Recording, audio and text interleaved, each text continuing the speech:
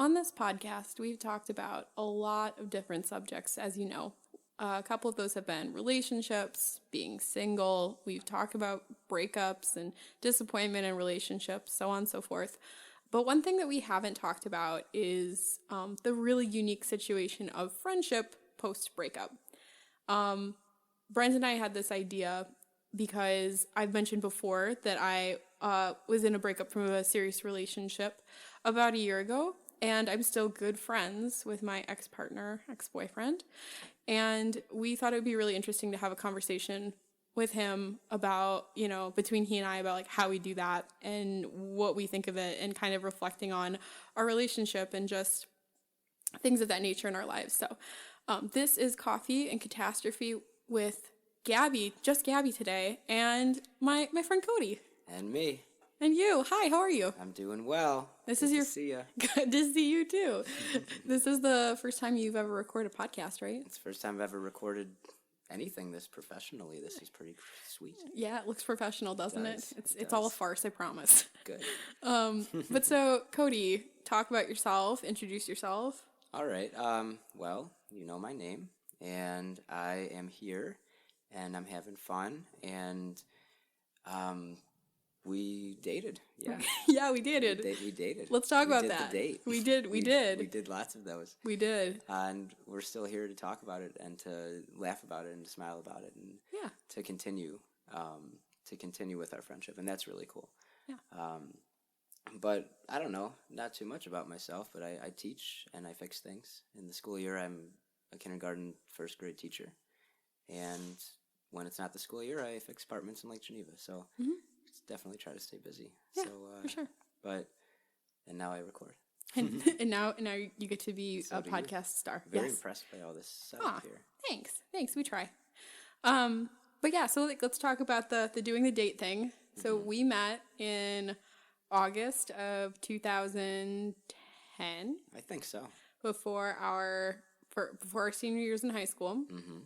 And Cody and I worked at a retail store that sold like rock memorabilia and t-shirts. And we worked together for about 2 years before we started dating. But we liked each other on and off, back and forth kind of. And then it was our sophomore years in college and we dated in the summertime. And then when I moved back to the city to go to school, then we became like exclusive. Right. We are sweethearts because we didn't want to call each other boyfriend, girlfriend. Right. And then we dated for from that summer until last summer. So basically like 5 years. Just about 5 years. Yeah. Coming up on our 1 year anniversary now. 1 year anniversary of breaking up. Unanniversary. That's exactly. What do you do about that? How are you supposed to celebrate it? Drown yourself in booze. Most of the time, I'm sure there's alcohol involved. Yeah, no, for sure. Or just hang out. or you hang out and you record a podcast together. Exactly. So that's kind of fitting. No, you know what I mean? Oh, you're right. I didn't even realize that. I realized it. You did? I did. I was thinking about that earlier today. Oh, were you really? I was. So like when you look back on like the relationship, do you have anything you want to like talk about or? Yeah, I got this list of all the things I hate so much. No, I'm kidding. I don't know. It shouldn't be such a unique situation to continue staying friends afterwards, but it seems like sometimes it is. I think it's worth mentioning again that we started as friends, as coworkers, and we had a very good foundation to build a relationship on. Mm-hmm. And the relationship was more of something we fell into, and let's try this out. And it turned out to be something really great, despite the fact that when we did meet, we were probably in, that stage in everybody's life where you try so hard to like forget about how terribly awkward you are and the horrible like photos from being a junior in high school and, getting really, really, really deep into the emo thing and not actually ever getting out of it. The emo stage. But we endured, we endured. And decided that that we were actually kind of into who each other was. Yeah, no, for sure. And that kind of kept the pace, I think, the whole time. Yeah, no, I think that you brought up the good point of that, like, we started off as friends, and so it kind of felt unnatural to not try to be friends post breakup. And but I'm kind of questioning, like, for people who don't start off their relationship as friends, maybe that's why it's like so difficult for them, because like they don't have that foundation. So like why would they ever think of like doing anything else? Sure. Well, what's the point, you know? Yeah. But I don't know. I also grew up watching a lot of Seinfeld, and the whole show is kind of based on a friendship that started as people dating and then continuing on. Oh, you're right. Oh, yeah, you're right. No, you're so right. It's possible. You know better than anybody. You know better than anybody that I have a love-hate relationship with Seinfeld. Of course. But yeah, no, you're right. Elaine and Jerry, did they ever like talk about that they dated, and did they go on dates like a lot, or just a couple times and then they were like, no, done? They dated a while, is what the myth and lore is. Okay. And then throughout the series, they were kind of alluding to they were sort of seeing each other in the first season. Okay. And then they kind of cut that out, but then they had their moments later on, and interesting. yeah. Okay, so what you're telling me is the foundation of our still being friends post breakup is due to, in large part, Seinfeld. Everything is due to, in large part, Seinfeld. Yes, that's what we're getting at. This episode is sponsored by Jerry Seinfeld. I don't know. Did you hear that he's now refusing to go to college tours because they're too want politically correct humor, and he's like refusing to do it? I didn't know that. He's just like, I mean, I don't think he's refusing to be politically correct. I think he's just saying like, I like don't want to get like a firestorm on me if I say something wrong or whatever. Sure. And I think Chris Rock said like the same thing. I could see that. Well, people in college don't need to laugh anyway. You're right. You should be, have your nose in a book. Nose to the grindstone. At all times. At all times. All times. All fucking time. So when you think of like our relationship. Yes. I think of the friendship probably. And I also think back on it as a big, like, we really helped each other grow in those 5 years. Oh, and I think that I think you'd agree that the reason we broke up was in large part due to the fact that like the growing together had kind of stopped. And I mean there was other stuff too. Sure. There was other things like directions. There always are. Yeah, directions lives wanted to go in and stuff like that. But I think that maybe do you think it's purely the foundation of friendship that's allowed us to be friends post-breakup, or do you think it's something like the fact that we grew together, or the fact that we ended on good terms? Like, if we had to like really parse it through, like, how can you be friends with someone after you break up with them? I think it's important to also recognize the good things that your relationship was all about. So we talked about foundations, and that's part of it. But through the whole time, we did grow. We grew together. We grew individually, and were able to, at least the way that our personalities worked out and the way that we matched up, we were really able to complement each other. Yeah. Which most of the time was great. Some of the time could lead to arguments and things like that, obviously, but that's like anybody. Yeah. But I feel like, you mentioned that we were growing together, and then it was time to grow not together. Yeah. And that's something I've been thinking a lot about, too. Especially, coming up on this 1 year, because that's a big part of your life. That's 1/5 of our existence, our lives so far. And that's a big part. So I've done a lot of growing afterwards. This past year has been a really crazy turn of events kind of a year, where I can reflect now on this past year and think, wow, I'm a completely different person than I was back then. And I think I've felt like that in the past too. Maybe not as much, but you start to realize, we were growing a lot. We were complimenting each other. We pushed each other a lot. We pushed each other and motivated each other to do a lot of scary things. Positive things, not like shooting up heroin. No, not that kind of scary, but daunting things, you know, Sure. getting into and out of and into different colleges and jobs and making decisions on your career and taking risks and being able to motivate each other through those things and have those conversations. So when it came time to part ways, there was part of me that felt like I needed to kind of go down this path on my own. I needed to do this myself, and I think that I even may have said that on the dreaded phone call, but I just needed to do it on my own. And I felt like you needed to do it on your own too. Not that I had any authority to decide what you needed, but that was sort of the feeling that I was getting. I got into a lot of ups and downs with my job at the time and had reached a point where I was feeling very lost, and to a point where I couldn't find that support from our relationship anymore. I needed to kind of press the reset button and search myself. And you were going through a lot of big changes too at the time, and that has, you know, to do with schooling and with work and just other emotional things and family stuff, and sometimes it's time to just take the path on your own.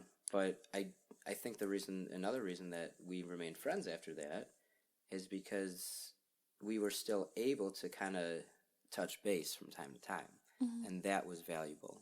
I mean, not too long after we split, we would still get together once in a while and grab a coffee and say, okay, what's new? What's going on? How are things? How do you feel? What's with the family? What's with this? What's with that? When you're with somebody for so long, their life is your life.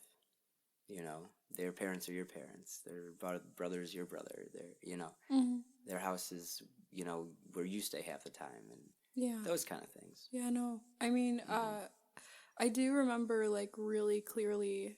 I remember, like, I don't know if it was, like, August or it was, like, in the early fall. I just remember really, really missing you. And I remember calling you and, like, just saying, like, I'm so sorry. I don't mean anything by this, because I don't mean anything by it because I didn't want us to get back together. But I was just like, I just miss you. And I think it's exactly what you said, was that when you're in a relationship with someone for, you know, 20% of your life span, you know, actually a little more at the time, because it was 5 years when we were 24. Right. So it's a slight percentage over or whatever. But, and yeah, no, I mean, like, you called my mom and dad, I called your mom, mama, like, you know, all that stuff, like, that's present there. And I think that, like, once that was gone, it was just kind of like, well, your whole, you know, past 5 years have been this thing where you're used to it being this way and having this person and whatever. Sure. And like you said, like, you know, we used each other for support in so many ways, like, as you do in a relationship, right? And then it was so weird to have to do it on my own. But yeah, on the phone call, you did say, I need to do this by myself. And honestly, like, one of the greatest gifts you've ever given me in my life has been the gift of us parting, just because I was not strong enough to do it. But I think I knew that things weren't well. Sure. Like we would be better again. Like, I didn't want to acknowledge the fact that we had, I don't want to say stop growing together. Sure. Our growing together was slowly, like, slowing down and not going in the direction we wanted. And especially, like, you know, there's personal things that were meant to be accomplished or whatever apart that we couldn't do together. Sure. But yeah, so I think that this is kind of like a silly question. Bring it on. Moving apart from, like, the foundation aspect of, like, our dynamic as two people and the foundation of friendship. Do you think that our training as teachers to be reflective has allowed us to, It's a curse. I can't do anything. I can't go to the frickin' laundromat without reflecting on the entire experience. It's true. Do you write a reflection? I don't write a reflection, but Okay, I definitely, like, disappoint. call whoever I decide to call that night and be like, hey, I need to tell you about this thing that just happened to me. I hate to disappoint all of our professors. I don't actively sit down and write down what went well and what didn't. I try to catalog it somehow. Sometimes I draw on it. I can sketch things out once in a while if I have things on my mind. Yeah, yeah. So in a way. Yeah. But we reflect on everything, Mm-hmm. which is great. It helps you with your life. It helps you. It doesn't help you sleep. No. But it's so true. Yeah, it's been a time of reflection. I mean, and maybe that's to our age. You know, I've been learning that. 25 is interesting. 24 was rough. 24 was rough for 24 was rough because of work and the breakup, and then like, oh my god, entering the fucking dating scene. I hate it. Oh my god. It sucks. Oh my it's god. terrible. It's horrible. It's fucking horrible. What the hell is ghosting? Whoever fucking has the power, get rid of that. Let's if talk about anybody can end this terrible, terrible talking about it. ghosting situation where it's just okay now to just be a total ass to people. So you've been ghosted. So clearly you've been ghosted. Tell me about that. Me? No. No, there's nothing to tell. That's the problem. Mm-hmm. I don't know. Especially coming from, like we said, a relationship where you know the person pretty darn good. Pretty darn good, into yeah. this field of, hey, I just met you and this is crazy kind of a thing. Here's my number, call me maybe. So here's my number and never contact me again for the rest of your lives and hope I don't remember. But it's true, man. I mean, there's things that are fun about it. There's things that are troubling about it. I'm really glad for one that I was with you the entire time I was in college, because I feel like if I wasn't and I didn't have that anchor, maybe I wouldn't have done as well as I did. Oh, you mean in what aspects? In the aspect that dating is crazy. Oh, yeah. And that if I was going to try to balance that with school and work at the same time, I would not be as focused on my studies as I was. Oh, wow. I've never thought about that. No, I mean, you're right. I know that this past year being single and the amount that situation has crept into my life as, like, my work life and brought my focus away from things it should have. I'm glad that we were able to have that. That's true. You know what I mean? Because it is stressful, man. Well, dating is stressful, and then the program you and I were in, that like teaching program, was really intensive. So like the fact that like you were in it like a year ahead of me and could warn me about things, but we could also support each other throughout the experiences. You know, when I was student teaching, it was your first year of teaching. When I was doing my internship, you were doing student teaching. I visited you at your placement. So like I think that was really helpful. But but I mean, the dating scene is just like I don't know how to say this. Like on the one, I'm really, really blessed that we had each other for those 5 years, because like dating fucking sucks. And oh my god, when I was like a freshman in college, like I went out on one date. With a guy from back home, and I didn't ghost him, but he really liked me, and I just like I didn't have the fucking cojones to tell him like I don't like you like that, like you know whatever it was. And he was like living in Milwaukee and like wanted to come see me in Chicago, and I was like, no, please, like don't not like that. Like he's a really sweet person, but I was just like, no, like I don't want that or whatever. But I would have not dated, like I didn't know how to date. I like in high school, nobody like does. In high school at least you had like girlfriends. Like Well, I never had a boyfriend. It wasn't until like my senior year when I had, friends like you come out of the, not I want to say out of the woodwork, but just beg you to date me for 2 years until you decided you would. Yeah, exactly. Please, Gabby. Please. You like the way I fold these t-shirts? You like my technique? No, we had a folding board. You couldn't have a technique. Oh, there's a technique. I was the fastest folder in the West. Yeah, you were the fastest folder in the West, just like I was the best, mirror wiper downer. That's true. That was pretty intense. It was good to see that.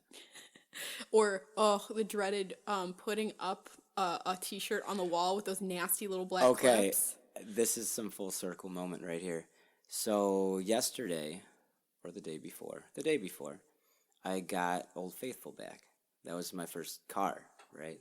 It's been sitting at my mom's place this whole time in the parking lot, just collecting dust. Rusting out, yeah. So I decided, this is my summer project. I'm going to start to work on it. So I filled up the tires. I brought it over to my place, started tinkering with it a little bit, and I cleaned it out, and I found a little black T-shirt clip under Did the you seat. really? Yep. Oh, I my haven't God. seen one of these in a long time. No, seriously. We haven't worked there in 3 years.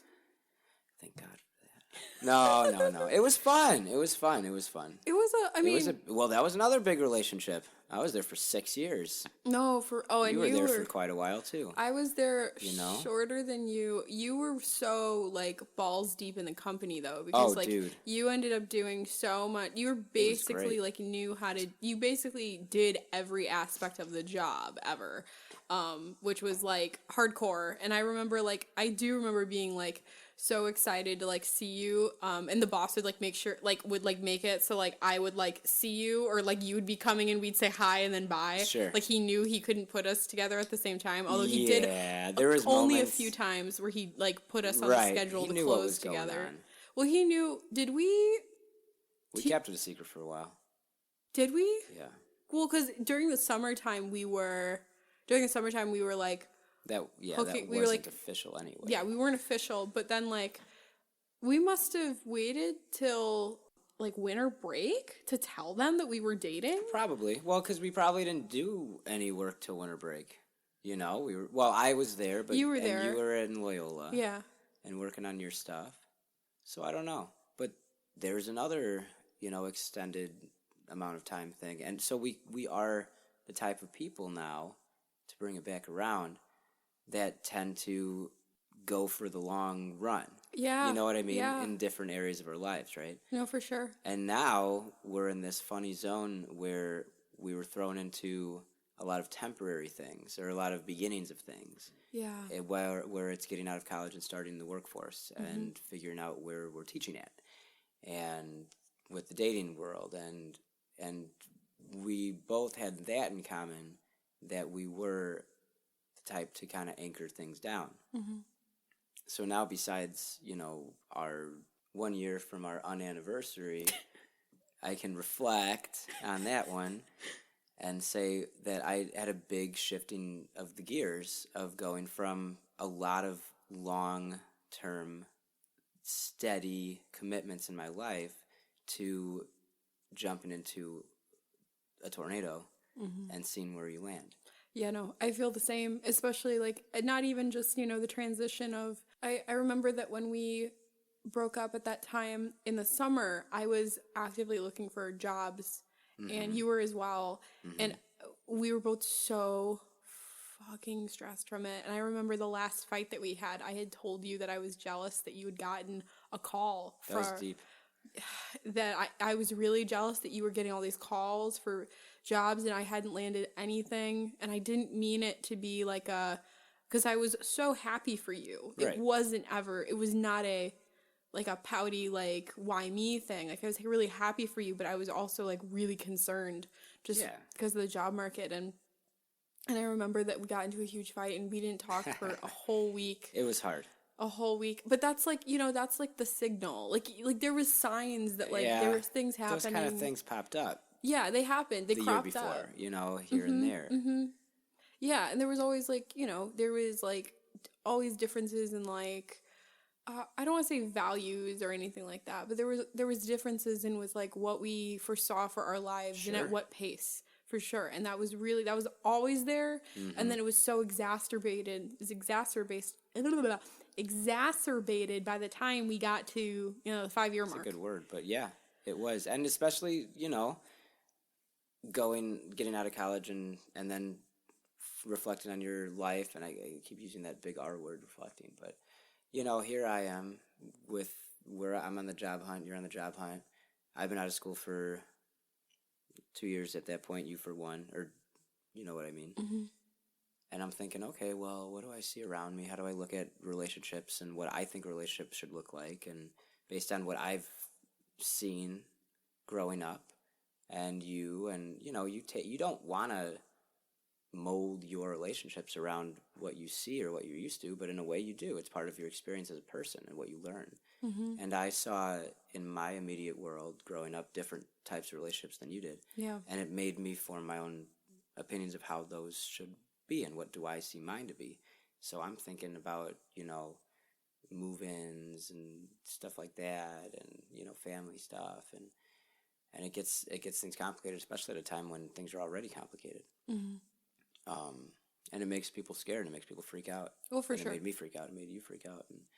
But you feel these ways, and you don't want to feel these ways. You don't want to be jealous of me getting an interview, or me secretly being like, shit, man, you ended up getting like this awesome job afterwards, and I was jumping around for a while.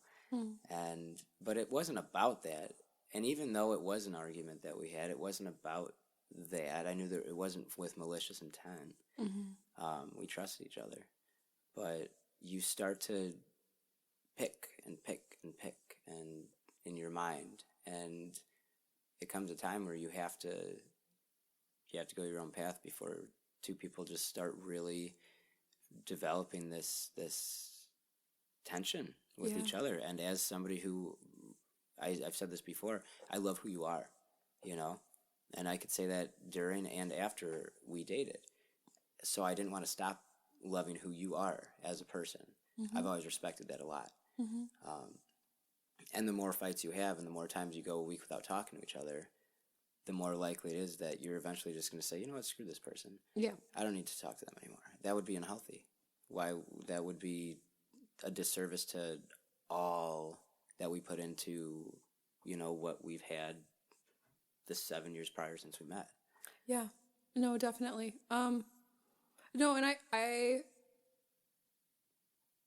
feel it's hard. It's like I feel like this undue amount of shame around saying this, but like I still also love you as a person, and like I feel like there's an idea in our culture, in our society, that if you say that you still have, like if I say, like, I will always love Cody as a person, regardless of like how we, regardless of anything, I will always love you as a person. Like, what if I did something really bad? Let's not go there. But like for me to say like I will always love Cody as a person no matter what, because of the time that we spent together, the memories we have, and the person who he is, and the person who he added to and made me, blah blah blah. There are people who are willing to be like, well, that's weird. You shouldn't like feel about your ex like that. Like, oh my God, that's so weird. Like, even like a part of me is worried to even tell people that like we're recording this, because I don't want people to think that like you and I are like still have romantic inclinations for each other, because that's not where we're at. Sure. We just like appreciate each other as people, and we can still hang out and talk about these things and not make it weird. Right. And so I think that like, yeah, but I'm just really, I can't understand that whole inclination to just be like, you can never speak to your ex again. Like, you guys can't be civil or cordial or whatever. I mean, like, we've both moved on. We've both been, seen or seeing other people and stuff like that. So, I don't know. It's just, I thought it was weird because I kept coming up with that feeling that like, that people would be weirded out by us like talking about this stuff. And of course, I mean, I've dated, you've dated. There's relationships that I've had that were of less intensity, where I haven't spoken to the person afterwards, or I had no desire to. Oh, same. You know what I mean? And that's kind of the norm. Oh yeah. You know what I think in those smaller time frame relationships, that is the norm. Yeah. Because most of the time you don't lock things down for 5 years. Most of the time you jump around from lily pad to lily pad or something. But when somebody's in your life and you talk to them every day for that long, it's hard to not. And that's why I handled things the way that I did when we ended it. I ran away. Like I made the call and we split, and then the week later I went on a giant month-long vacation and just got as far away as I could, because it was very uncomfortable, So you don't want to face those things. But it's hard. So it's hard. Otherwise, this is somebody who I would talk to every single day. I know that if I was around, I still would want to.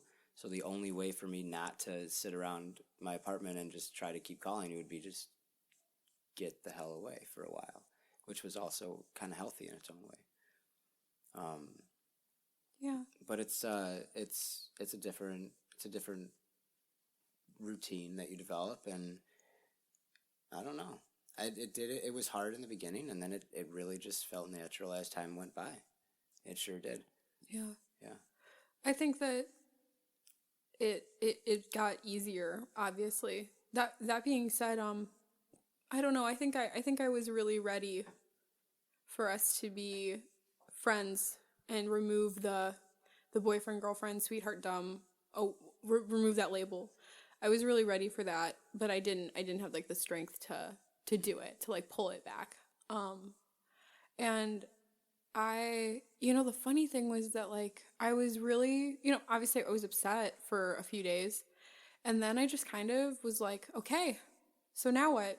And like kind of set my sights that way, and I thought I was fine, and then there would just be moments where I like, healing from a breakup is like, it's a process, and Sure. it's totally like a role. Like I remember a woman telling me that after a woman I used to work with, that I told her that you and I parted, and she had said, it's going to be a roller coaster. She's like, you have great days and bad days, and it's going to be like that for a while. And I just kind of like had that in mind, and like thought I was fine. Then when I ended up getting like trashed at a party, like obliterated.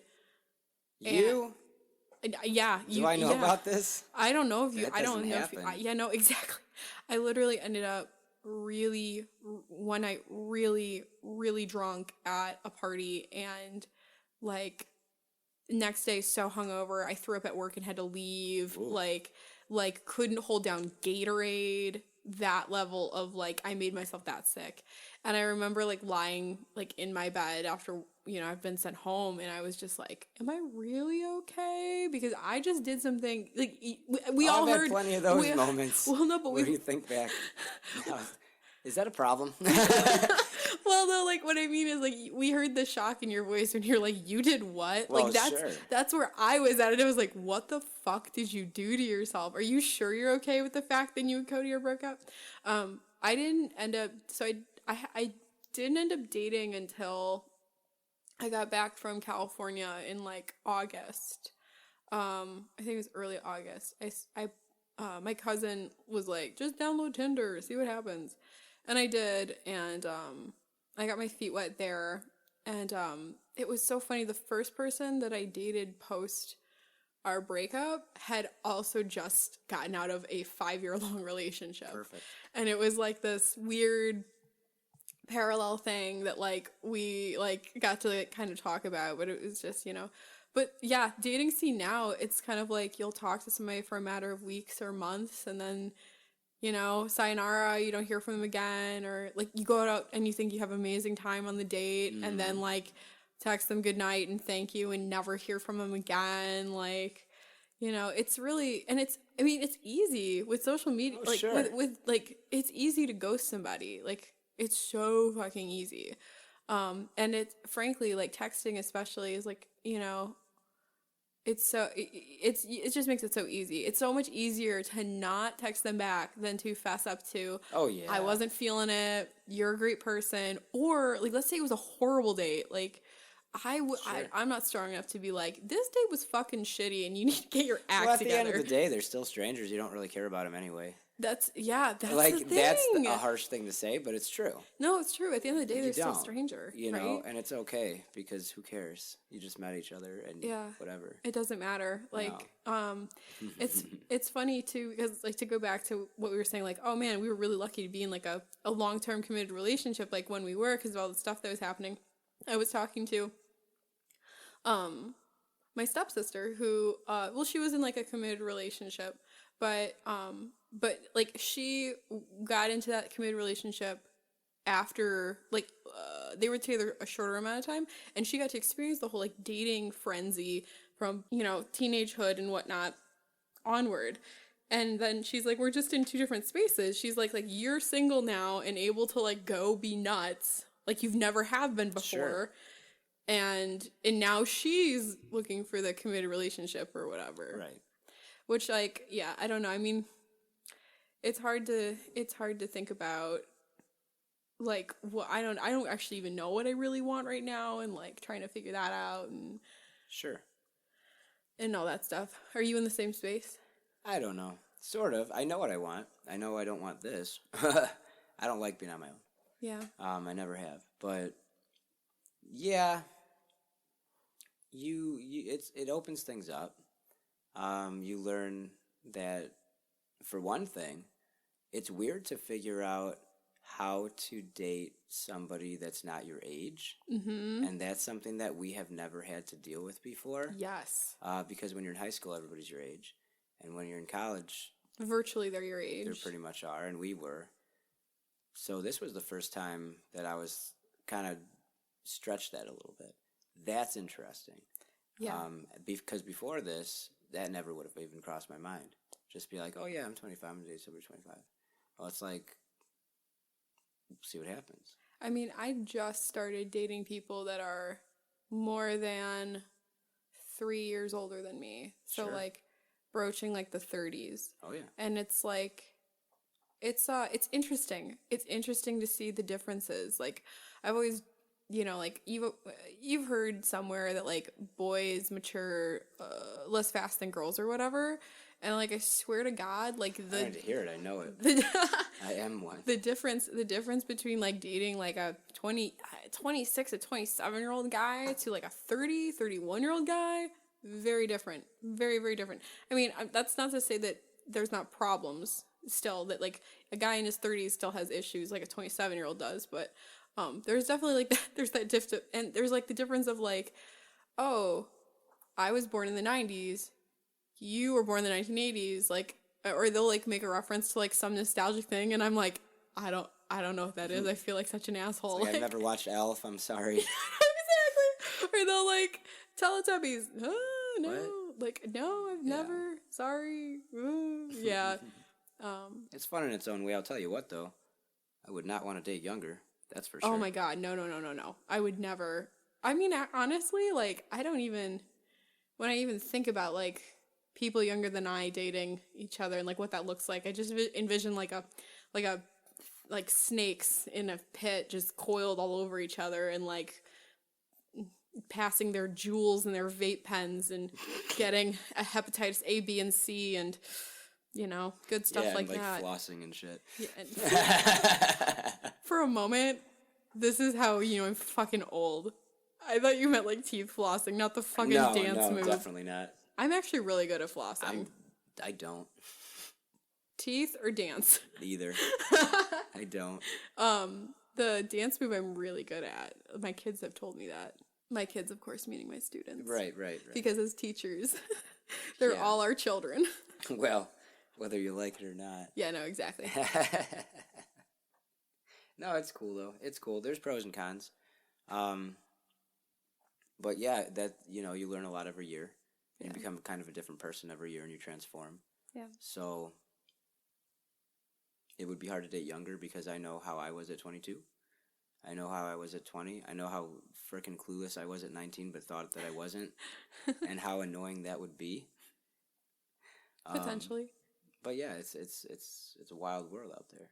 Mm-hmm. It's a wild world out there, which is good that we can still catch up and discuss those things because we understand that.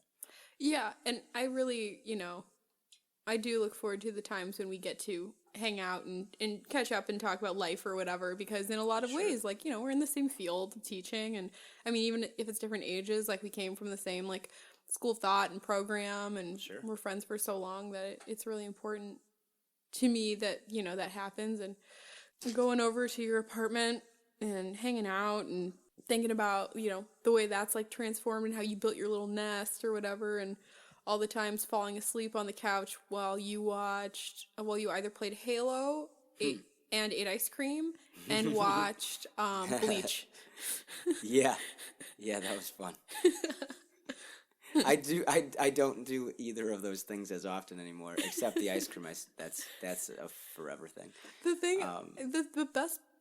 I think actually not the best. It's the worst part of your ice cream habit is that you will put it down and you'll forget about it, like, all night. Oh yeah, and then like done. And then it's done, and then you can't enjoy ice cream. Yeah, it's Ben and Jerry's, man. It is. I'll spend like $6 and then take 2 bites at like, midnight. Yeah. And then the next morning, it's wet and bad. And there's probably a fly in there. Ew.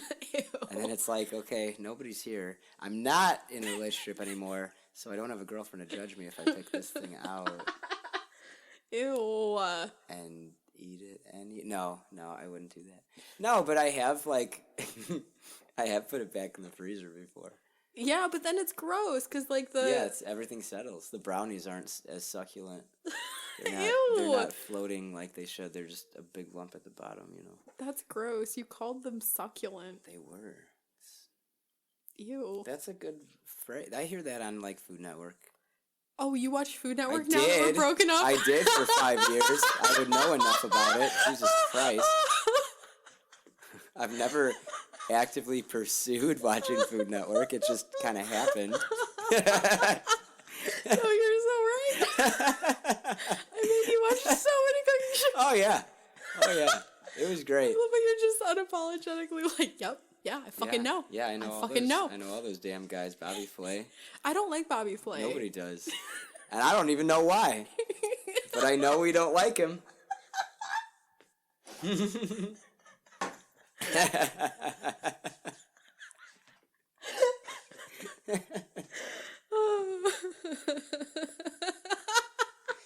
Frickin' Food Network. I swear to God. Hey, I don't have cable anymore, so there's no Food Network. How are you living? Just fine. Good. Just getting by. I subsist on reruns of The Office. Okay. Gorgeous Ladies of Wrestling season 2 just came out, and Holy that's. shit. Have you watched Glow on Netflix? I don't think it would kind of be something I'd watch. I don't know. So it's like, yeah, I could see it, but it's like about, there actually was a series called Gorgeous Ladies of Wrestling in the 80s, and like they kind of like recreate it and like take parts of kind of the company and how it started, whatever, and it's like really good. It is definitely like from the female perspective, or from the woman perspective, for another woman, but at the same time, like it's really fucking entertaining. Actually, Kyle had it on his calendar when I went and visited them. Cool. It was like he was looking forward to it.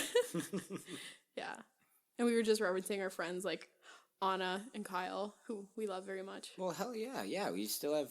It's not only being friends after a breakup, but it's being friends with your friends that you had in the relationship after a breakup. Yeah, I mean, honest to God, like, I mean? any of your friends, like, any of my friends, like, you could, like, come by and they would, like, still, like, really love you and, like, appreciate you or whatever, you know? Shit. I haven't changed a bit. But yeah. That's good, though. It's good. I mean, it sucks when people take sides. Like, it happens. Sure, and there's some instances where I think you have to. I'm really big into loyalty and shit. But hey, there comes a point where you should just kind of be mature enough to be okay with that stuff. And that if you have a friend and then your ex is friends with them still, it shouldn't bother you. Yeah. Unless they did something terrible to you. Like, which wasn't the case. Yeah, no, we didn't, for the amount of years we were together and some of the bad times we shared, we were never intentionally cruel. No. Or intentionally harmful, like, ever. There was never, like, it never got to that level, ever. Which is probably why we can also still be, like, friends and talk. Exactly. Because we always had that baseline respect for each other as people. Yeah. Your assessment, though, is so right that, like, in this dating world about, like, they're just strangers, and even if you don't have that foundation of friends, even if maybe if you're there for, like, 2 years or whatever. I mean, the longest single person I've dated, I think, was about 3 months. Sure. It was about 3 months, and, like, that ended, like, really quick, and then, like, it was so easy to, like, never utter his name again or think about him. Sure. So I'm wondering, like, what is the time range when you're just gonna write them off forever? I don't know. I think it depends on the person. Mm-hmm. I was dating somebody in the fall that I ended up, things fizzled out, and I really don't think about that experience all that much anymore. Yeah. And I dated somebody in the winter that was a little more intense, and that's something that I think about all the time. And it's just like there's From the intensity of it. oh yeah, absolutely, and just the person itself. Everybody that you come into contact with, you have a different type of relationship with, whether it's even your friendships, and there's certain people that you can share certain things with. Just like you have a friend that you go to concerts with, and you have a friend that you hang out at the bar with, and you have a friend that you work with, and That's true. So I That's think true. that people's personalities on their own make up a big part of how the relationship works, and how, in this case, the post-relationship works. Yeah, we weren't too similar, and we weren't too different. Yeah, that's true. We had enough in common to keep us together, and enough dissimilar to keep us interested still in each other. Right. That's what your cousin said. Do you remember that? I do remember that. That was pretty cool. He's a good guy. It's his birthday today. Oh my God, is it? Yes. Happy I birthday just to called him. him. Oh, you Called did? him up earlier, yeah. Oh, good. He's a good guy. 62. Hot damn, really? Oh, yeah. He's a good dude. Really good dude. Oh, yeah. That's the other thing is like then you have like affinity like still for family members. Oh, sure. And stuff. Absolutely. I mean, like I still have my prized possession that you gave me from Linda. And actually I get so many compliments on it when I'm out and about, and I like love reveling and talking about like, yeah, badass 96-year-old woman living on her own in downtown Chicago, and she was really active until the last few years of her life, and I like to bring it out and bring her along with me everywhere, and blah blah blah. And yeah, She was pretty intense. she was fucking rad. Oh, yeah. How many other 90-year-olds do you know that headbanged to Marilyn Manson? 0. She was so cool. She was. She was so cool. Linda is Cody's great aunt who passed away when we were dating. But we actually shared a lot of times where we would drive to the city and visit her. We would have lunch and drink a gallon of black coffee each. Oh, yeah. Because she always had that. Oh, yeah. There was always like certain things on the table like bread, lunch meat, cottage cheese, pickled beets. Oh, yeah. I think at Linda's house is where I feel that I first experienced an overdose, because I overdosed on caffeine.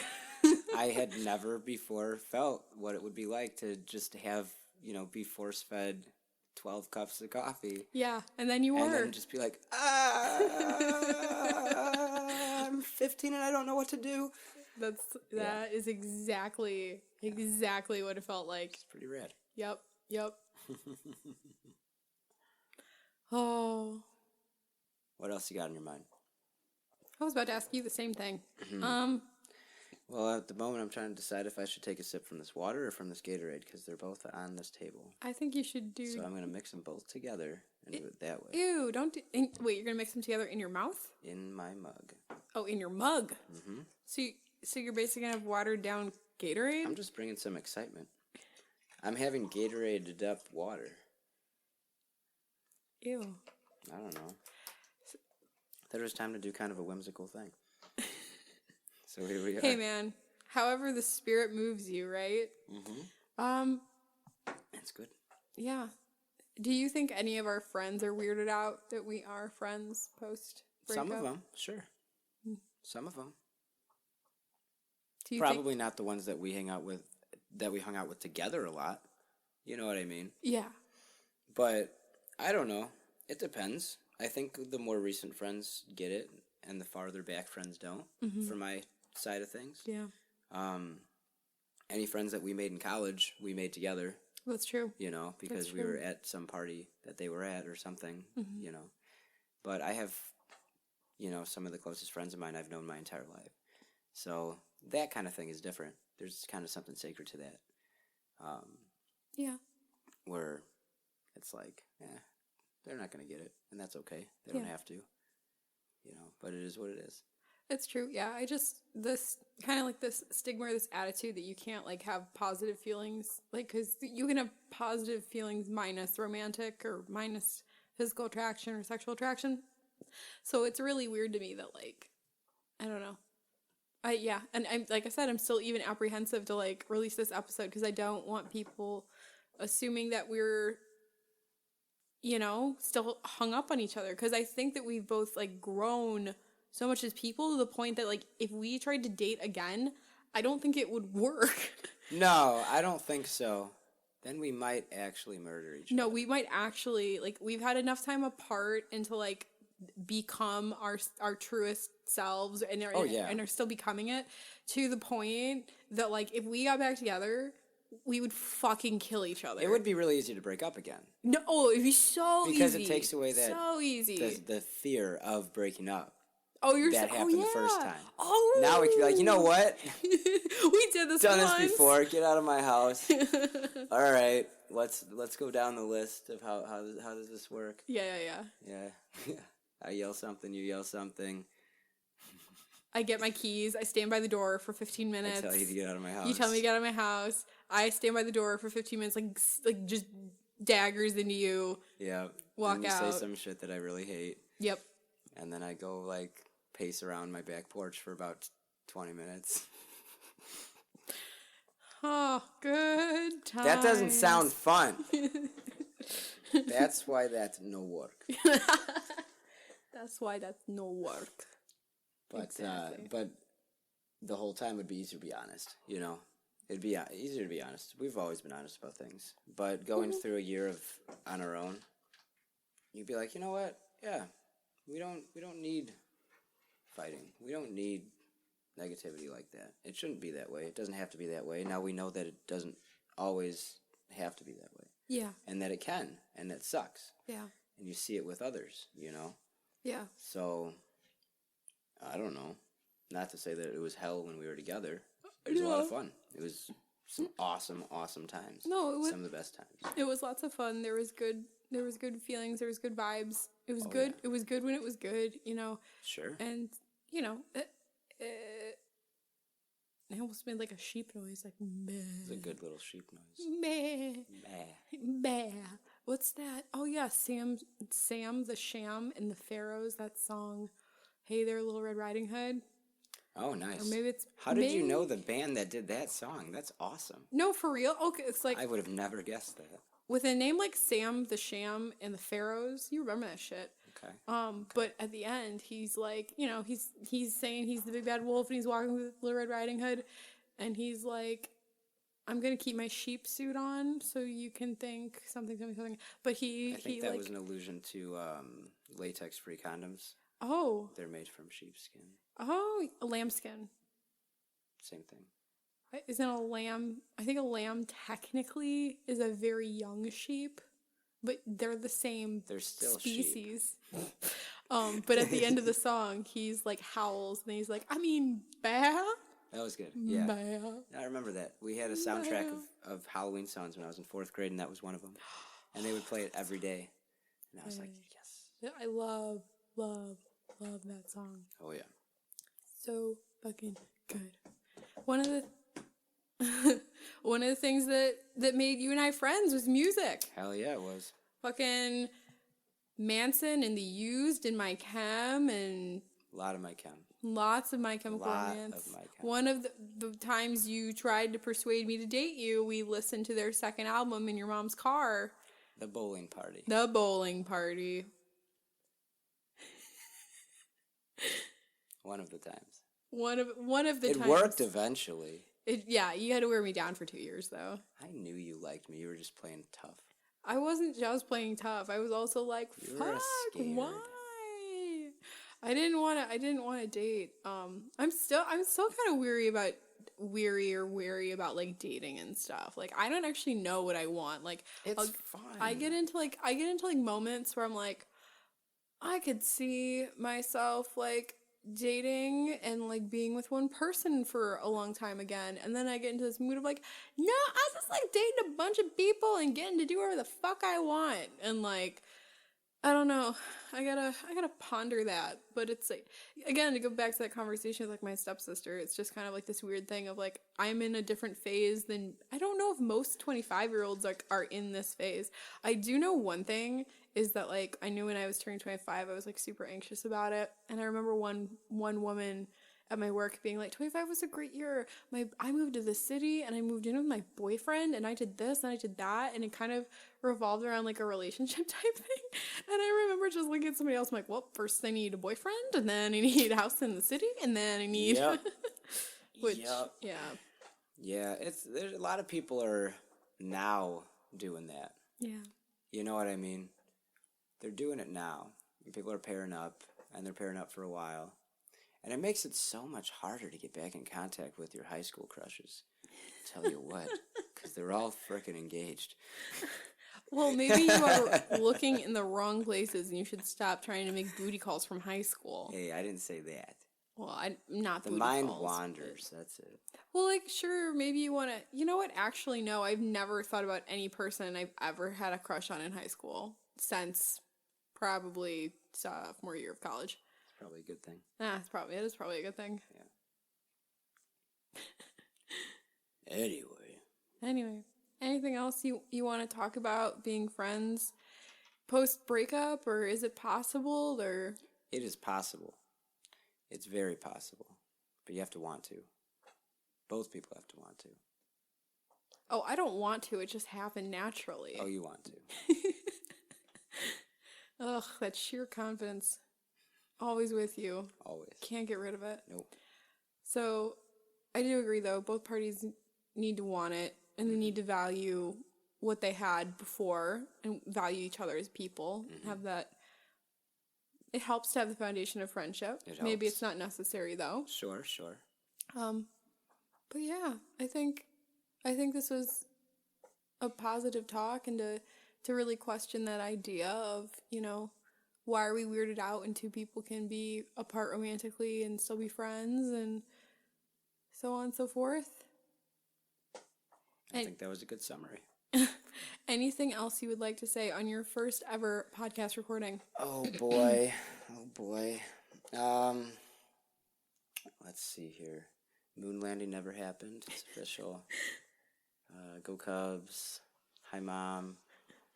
Oh, you think your mom's gonna listen to this? Hell no. Last time I saw you, you told me you couldn't even tell her that we were here together, that we were like seeing each other for a concert. Yeah, that would not be good. No, you can't tell anybody. On our next episode, I'm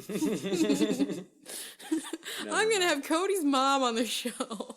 Yeah, I don't think that's such a good idea. No, I don't think so either. All right, anything else you'd like to say on your first ever podcast recording? Oh yeah, rest in peace to the late great Tim Adkins. Carpets for You. I've been listening to his voice on the radio my entire life. Tim Adkins died do not 3 years. interrupt. And as my first time recording, I would like to pay homage to a wonderful man, a great entrepreneur, a family valuing man. Carpets for You, leathers for you. He did a lot to our community, and he made the radio a little bit of a happy place. So this one's for you, Tim.